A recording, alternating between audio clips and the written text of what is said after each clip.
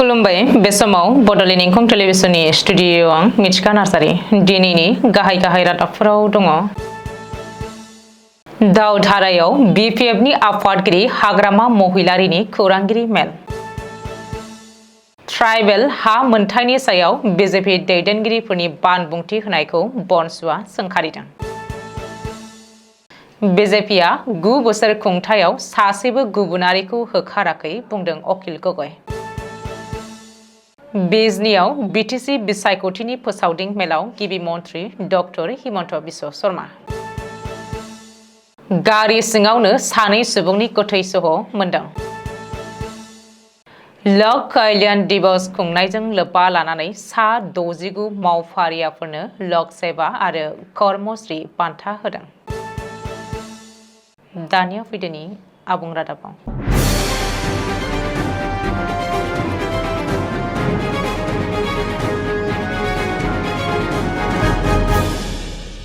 बाक्सा जिल्लानि सालबारि महकुमा सिङाव थानाय दावधारायाव बिपिएफ दोलोनि आफादगिरि हाग्रामा महिलारिया मोनसे खौरांगिरि मेल खुंदों। स्क्रिनिं कमिटिनि जथुमानि उनावनो हाग्रामाया फोसावदों बिटिसिनि मोन 22 काउन्सिल बियाबनि बिजाथिनि फारिलाइ। फैगौ काउन्सिल बिसायख'थिनि थाखाय गिबियावनो बिजाथि फारिलाइ फोसावो बिपिएफ दोलोनि आफादगिरिया। फोसावनाय बायदिब्ला पर्बतझारायाव मुनमुन ब्रह्म, गुमा बियाबाव इनताज आली, श्रीरामपुराव मुखलेश्वर आहमेद, सराइबिलाव मृत्युंजय नार्जारि, जुमदुवार बियाबाव उइलियाम नार्जारि, देबरगावआव हाग्रामा महिलारि, दतमायाव प्रकाश बसुमतारि, कसुगावआव रबिराम नार्जारि, बावखुंग्रि बियाबाव धनेश्वर गौरी, चालाकाटियाव देरहासार बसुमतारि, निसिमायाव जेम्स बसुमतारि, काजलगावआव पानिराम ब्रह्म, चिराङाव सुकुरसिं मुसाहारि, सुबाइझाराव धीराज बरगयारि, मथनगुरियाव बेगम आख्तारा आहमेद, दिहिरायाव आगास्टास टिग्गा, दारांगाजुलियाव इमानुएल मुसाहारि, गरेश्वर बियाबाव महेश्वर बसुमतारि, सुक्लाय सेरफाङाव गणेश कसारि, खैराबारियाव लोमस्राव दैमारि, धनश्री बियाबाव प्रेज मुसाहारि आरो भैरबकुन्द बियाबाव रिहन दैमारि। मख'नो गोनांदि बिजाथि फोसावनायनि उनावनो हाग्रामा महिलारिया बाक्सा जिल्लानि मथनगुरि काउन्सिल बियाबनि खथाफारायाव दोलोनि मोनसे जयनिं मेलाव बाहागो लायो। बर' माहारियारि फरायसा आफाद सुंद'यै बनसुआ बावैसो सिगांनिफ्रायनो बिजेपिनि गागि दैदेनगिरिफोरा बिटिसिनि 6 शेड्युल ओनसोलनि ट्राइबेल हानि मोनथायनि सायाव होनाय बिबुंथिफोरखौ गोख्रों रावजों सोंखारिदों। बेजों लोगोसेनो बिजेपिनि दैदेनगिरिफ्रा बिटिसि ओनसोलाव आरो 6 शेड्युल ओनसोलाव ट्राइबेलफोरनि हानि मोनथायनि सायाव नंखाय बाथ्रा फोसावनायनि अजद होदों। समबारखालि फोसावनाय गांसे प्रेस बिबुंसारनि गेजेरजों बनसुआ आसाम रायजो बिजेपिनि आफादगिरि आरो एमपि दिलीप सयखियानि बानबुंथिखौ दुखु मोननाय फोरमायो। जाय बानबुंथिखौ उननि समाव गिबि मन्थ्रि डक्टर हिमन्त बिश्व शर्मायाबो गावनि बिसायख'थि फोसावदिंनाय मेलाव बुंदोंमोन होननानै रोखायै फोरमायो। मख'नो गोनांदि बनसुआ दिलीप सयखिया आरो गिबि मन्थ्रि डक्टर हिमन्त बिश्व शर्माया होनाय बानबुंथिखौ खैफोद गोनां होननानै बुंनायजों लोगोसेनो 6 शेड्युल ओनसोलनि ट्राइबेल हारिनो होनाय संबिजिरारि आरो आयेनारि मोनथायनि सायाव गाग्लोबनाय होननानैबो बुंदों। प्रेस बिबुंसाराव बनसुआ बेखौबो बुङोदि ट्राइबेल सुबुंफोरनि हा हुखौ रैखाथि होनो थाखाय 1947 मायथाइयाव ट्राइबेल बेल्ट एन्ड ब्लकफोरखौ दानाय जादोंमोन आरो 6 शेड्युलनि राहा खालामनाय जादोंमोन। बिटिसिआ मोनसे 6 शेड्युल ट्राइबेल ओनसोल। बेयाव ट्राइबेल नङि सुबुंनि हा लानाया आयेनारि होबथाजानाय। आसामाव बिजेपिआ 9 बोसोर सासन खालामबाय, नाथाय बै 9 बोसोर खुंथायनि समाव बिजेपिआ सासेबो गुबुनारिखौ होखाराखै। आसाम नाङै एभेक्सन खालामनाया सोलिगासिनो थानायनि गेजेरावनो बिजेपिआ 9 बोसोर खुंथायनि समाव सासेबो गुबुनारिखौ होखाराखै होननानै बुंदों रायजो दलनि आफादगिरि आरो शिबसागरनि एमएलए अखिल गगैआ।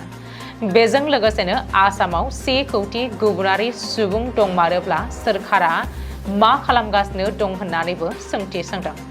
जाय समाव आमेरिकायाव गुबुनारिफोरखौ हेन्डकाफ लागायनानै दैथायहरफिननाय समावबो आसामाव सासेबो गुबुनारिखौ होखारनाय नुवाखै होननानैबो अखिल गगैआ बुङो।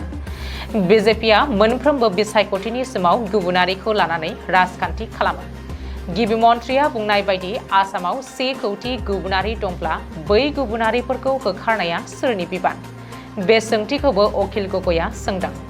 बबेखानि एवेक्शनखौ बिजेपिआ राजखान्थिनि हाथियार महरै बाहायनानै 2026 मायथाइनि बिधान सभा बिसायख'थिखौ बारहोनो नाजादों। हिमन्त सरकारा उरियाम घाटआव एवेक्शन खालामनायनि उनाव सासेबो सुबुंखौ बांलादेशआव दैथायहराखै। एवेक्शन खालामनायनि उनाव बै हाफोरखौ नागाया दखल खालामफैदों। उरियाम घाटनि एवेक्शना जोंनो बे सोलोंथायखौ होदों दि आसामनि गिबि मन्थ्रिया आसामनि हाखौ रैखाथि होनो थाखाय नङा, गुबुन रायजोनो होनो थाखायसो होननानैबो अखिल गगैआ बुंदों। चिरां जिल्लानि बिजनीआव गिबि मन्थ्रि डक्टर हिमन्त बिश्व शर्मा जानो गोनां बिटिसि बिसायख'थिखौ लोब्बा लानानै दिनै बिजनीआव खुंनाय बिजेपिनि फोसावदिंनाय मेलाव गिबि मन्थ्रिया बाहागो लादों।